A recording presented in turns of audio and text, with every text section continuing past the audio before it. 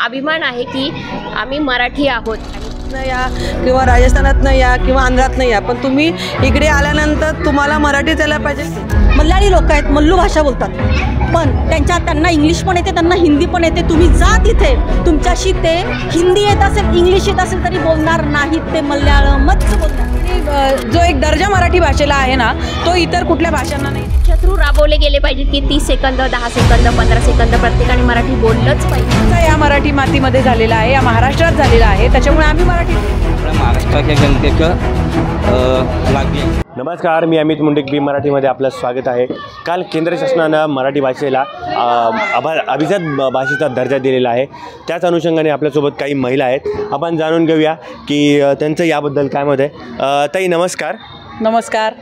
ताई, काल केंद्र शासनाने मराठी भाषेला अभिजात भाषा म्हणून दर्जा दिलेला आहे, काय वाटतं याबद्दल काय सांगाल? आता आपणच नमस्कार जे म्हणालो, हाय हॅलोमध्ये जी मजा नाही ना, ती नमस्कार या शब्दामध्ये आहे.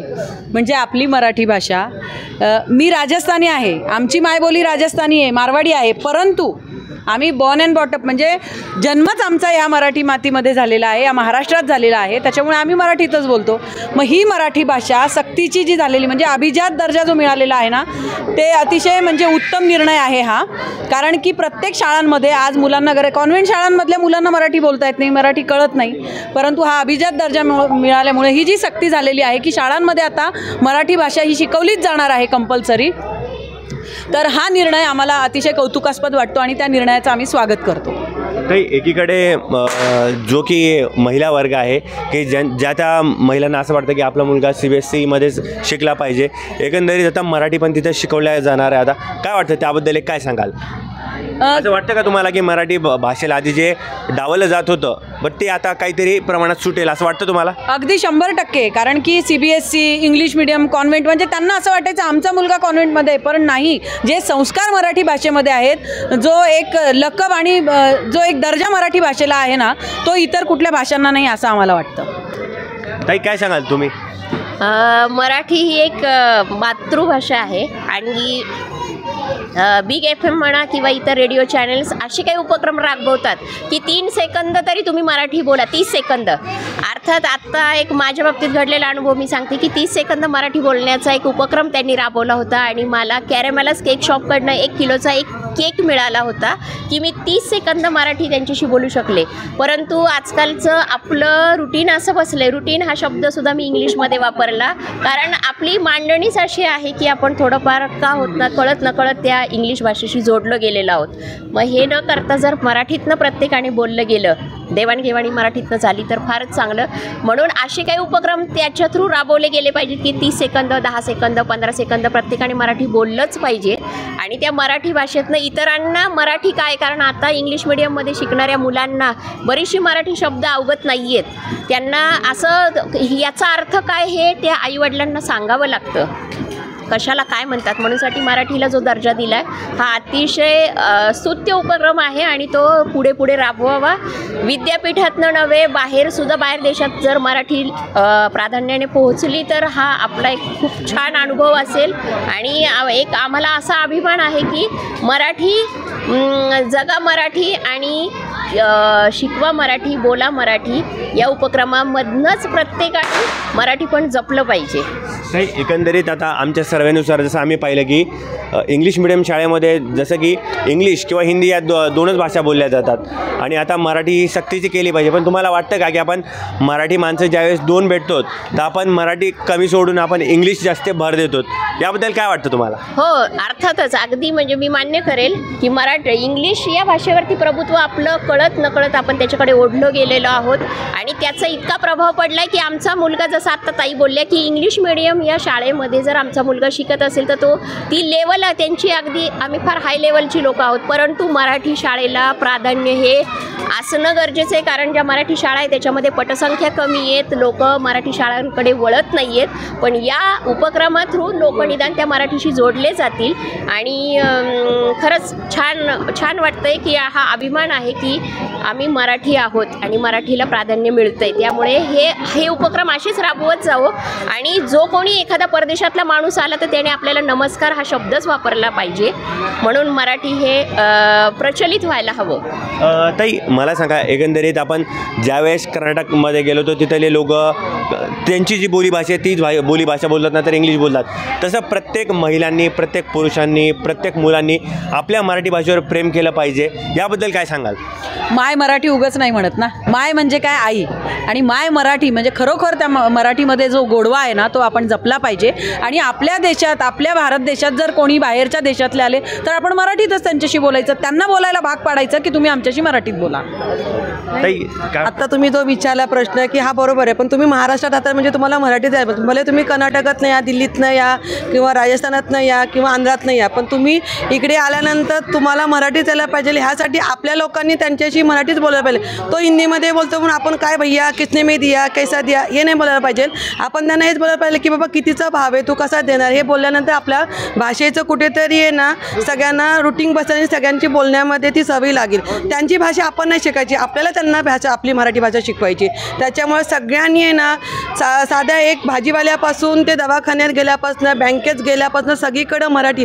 जर का समोरचा बोलतो की नाही हिंदीमध्ये बोला, तर त्याला सांगायचं की नाही मला हिंदी येते पण तुला मराठी यायला पाहिजे, मग मी तुझ्याशी मराठी बोलते, तू मराठीमध्येच बोल. हे आपल्याला आहे ना त्यांना कंपल्सरी हे करायला पाहिजे आणि ह्याच्यावर सक्ती आणायला पाहिजे. आणि हे सगळ्यांनी म्हणजे राजकारणी वगैरे आपल्यासारख्या सामान्य लोकांनी हे सगळे घेतलं तर आपल्या मराठी भाषेला अजून ह्याच्यापेक्षा चांगली दर्जा मिळेल आणि आपल्या महाराष्ट्राची भाषा प्रत्येकजण शिकू शकेल. ताई, मराठीला राज्यभाषा म्हणून घोषित काल करण्यात आलं आणि याचा मुद्दा राज ठाकरेंनी उचलला होता. काय वाटतं तुम्हाला एक त्यांच्याबद्दल? कारण ते नेहमी मराठीचा मुद्दा घेऊन समोर येतात.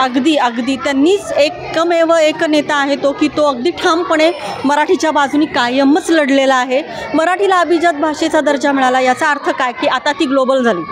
ओके, जी भाषा आजपर्यंत इंग्लिश ही ग्लोबल होती, आपली इंटरनॅशनल लँग्वेज किंवा आपली ग्लोबल लँग्वेज म्हणून सगळ्यांनी इंग्लिश मिडियमचा जो पुरस्कार केला होता, आता त्यांना मराठीचा करावा लागणार आहे. ज्ञानेश्वर महाराजांनी 6व्या अध्यायात काय बोललेलं आहे?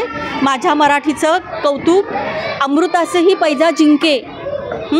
हे त्यांनी ज्ञानेश्वरांनी बोललं होतं. त्यांना तेव्हापासूनच मराठीचं सगळीकडे प्रचार करायचा होता, पण तो आता होतोय.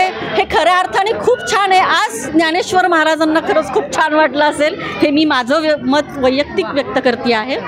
आणि ताई, एकंदरीत दुसरा एक प्रश्न की आता जसं मराठीला आपण दुसरी भाषा म्हणून असं डावलतो, जसं आता ज्यावेळेस जे फॉरेनचे लोक असतात त्यांना त्यांच्या भाषेचा गर्व असतो, अभिमान असतो, आपणही त्याच भाषेचा तेवढाच अभिमान बाळगला पाहिजे.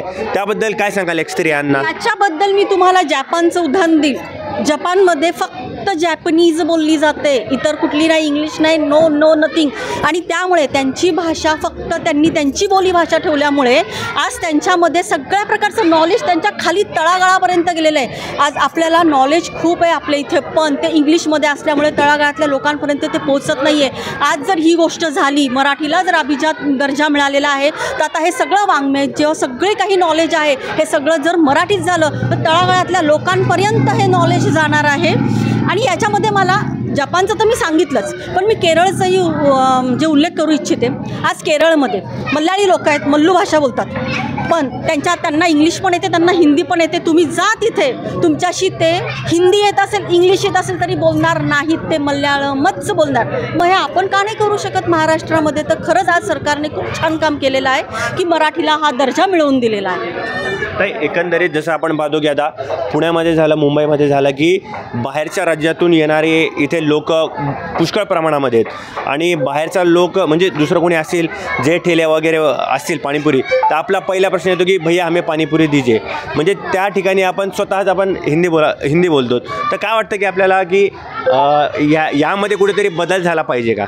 बदल झालाच पाहिजे. आणि खरं तर सांगायला गेलं ना तर आपले मराठी लोक पण जे व्यापार करतायत रस्त्यावर किंवा दुकानांमध्ये, आपण त्यांच्याशीही हिंदी जाऊन बोलतो. आणि जेव्हा की ते त्यांच्या परस्पर मराठी बोलायला लागले ना की आपल्याला कळतं अरे आपण इथे मराठी बोललो असतं तरी चाललं असतं. मग ही आपणच सुरुवात करायला पाहिजे की आपण महाराष्ट्रात आहोत ना, मग मराठीच बोला ना.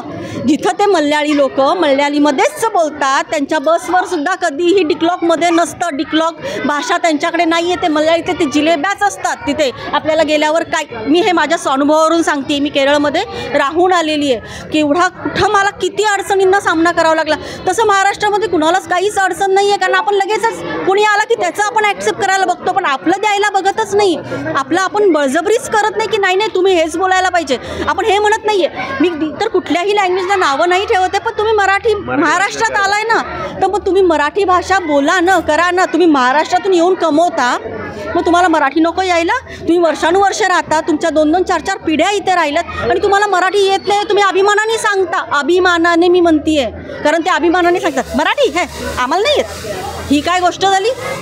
आणि आपलेही लोक मराठी अशीच करतात. तुम्हाला इंग्लिशमध्ये कुणी बोललं ना की हा हा तो फार ग्रेट असं वाटतं. तुम्हाला असं वाटतं का की जे काही प्रशासकीय जो अधिकारी असतील त्यांनी जे काही ठिकाणी जे इंग्लिश बोलली जाते त्याचप्रमाणे आता तिथे सक्तीची मराठी पण केली पाहिजे? आता ह्याच्या बाबतीत मी एक गोष्ट सांगेल. मी स्वतः एक ॲडव्होकेट आहे. आता कोर्टामध्ये गेल्या वर्षीपासूनच कोर्टाची भाषा ही मराठी केली आहे कंपल्सरी. हे आम्ही मागच्या वर्षीपासून गेल्या 2 वर्षांपासूनच करतो आहे. कंपल्सरी आम्ही इंग्लिशमध्ये घेतो आम्ही, पण मराठी ही सक्तीची केलेली आहे कोर्टामध्ये. अच्छा ताई, तुम्ही काय सांगाल? मराठी भाषेला एवढा मोठा दर्जा मिळाला आहे हेच महाराष्ट्रासाठी खूप कौतुकास्पद आहे. मला वेगळं काही सांगायची गरज नाही. ताई पण बोलल्या, ह्या ताई पण बोलल्या, त्यामुळे म्हणजे खूप अभिमानास्पद गोष्ट आहेच ही. आणि स्टेट लेवलच्या प्रत्येक लँग्वेज आहेत, पण ती मराठी ही तेवढ्या हिंदी इक्विव्हॅलेंट मराठी आता चालणार आहे, ही खूप अभिमानाची गोष्ट आहे. आपल्यासोबत काही तरुणही आहेत. दादा, मराठी भाषेला अभिजात भाषेचा दर्जा मिळालेला आहे, काय सांगाल त्याबद्दल? या महाराष्ट्रासाठी, या मराठी मातीसाठी खरंच आनंदाची आणि गौरवशाली बाब आहे. इतक्या वर्षांनंतर साधारण पृथ्वीराज चव्हाणांनी हा मुद्दा घेतला होता, मराठी भाषेला अभिजात दर्जा मिळावा.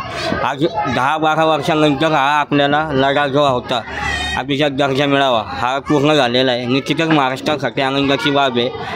या मराठी भाषेला अभिजात दर्जा मिळाला आहे. याचे फायदे पण आहेत. आपल्या महाराष्ट्राच्या मातीला या मराठी भाषेमुळं 2 राष्ट्रीय पुरस्कार पण हे मिळणार आहेत. कारण जे स्कॉलरशिपवाले जे आहेत, जे स्पेशल या मराठी भाषेत काम करतात, त्यांच्यासाठी 2 राष्ट्रीय पुरस्कार पण सरकार, केंद्र सरकार हे देत असतं. त्यामुळे 2 राष्ट्रीय पुरस्कार आपले वाढलेले आहेत. जे काही विविध संस्था आहेत स्वायत्त, ज्या मराठी भाषेवर काम करतात, त्यांनासुद्धा सरकार हे काही मदत करत असतं.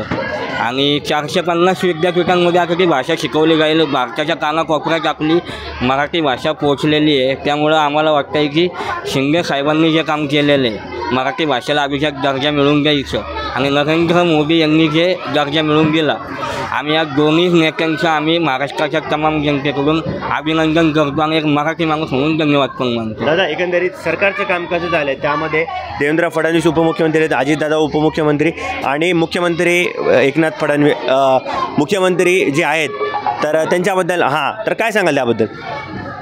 शिंदेंचं काम जरा चांगलं आहे, कारण का ग्राउंड लेवलला उतरून काम करणार आहे.